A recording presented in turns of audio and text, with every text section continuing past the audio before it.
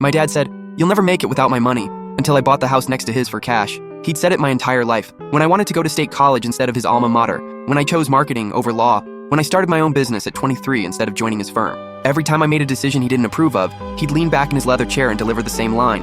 "You'll regret this. You need me." My mom would sit there silently, picking at her salad, pretending she didn't hear. My older brother would smirk. He'd taken the safe route, working under Dad, living in the house Dad bought him. "Just take the money," he'd tell me. Pride doesn't pay bills, but I didn't want his money. I wanted to prove I didn't need it. For 5 years, I lived in a studio apartment with 3 roommates. I ate ramen and worked 80-hour weeks building my marketing agency from nothing. While my brother posted vacation photos from Dad's timeshare in Cabo, I was sleeping in my office. When my first big contract fell through, Dad called. "Come work for me. This independence fantasy is over." I hung up and landed 2 bigger clients that month. By year 7, my agency had 15 employees. Year 9, we hit our first $1 million in revenue. Dad never congratulated me. He'd just say things like, "Let me know when you need a bailout." At family dinners, he'd ask pointed questions designed to expose my failures. "How's that little business? Still breaking even?" Last month, I closed a deal worth $2.3 million. The house next to my parents went up for sale. It was bigger than theirs, better maintained, with a view of the lake they'd always envied. Asking price was $890,000. I called my realtor and made an all-cash offer for $920,000. No inspection, no contingencies. The sellers accepted within an hour.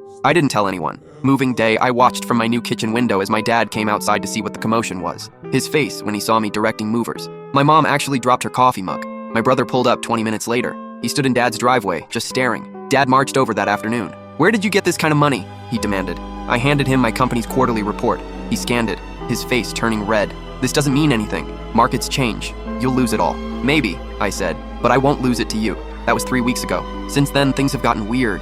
My mom started texting me separately, asking to meet for coffee. My brother stopped by twice, both times when Dad wasn't home. The first time, he asked about job openings at my company. "Dad's cutting my salary," he said quietly. "Says I need to prove myself now." Then yesterday morning, I found an envelope on my doorstep. Inside was a legal document, a copy of Dad's will from 2019. Someone had highlighted a section. It stated that my brother would inherit 70% of everything, with the remaining 30% split between me and Mom, but only if we remained in good standing with the family. Below that, a sticky note in Mom's handwriting read, "There's a new version. You need to see it." I was still holding the envelope when my phone rang. It was Dad's attorney. "Your father's had a stroke. He's at Memorial Hospital. You should come."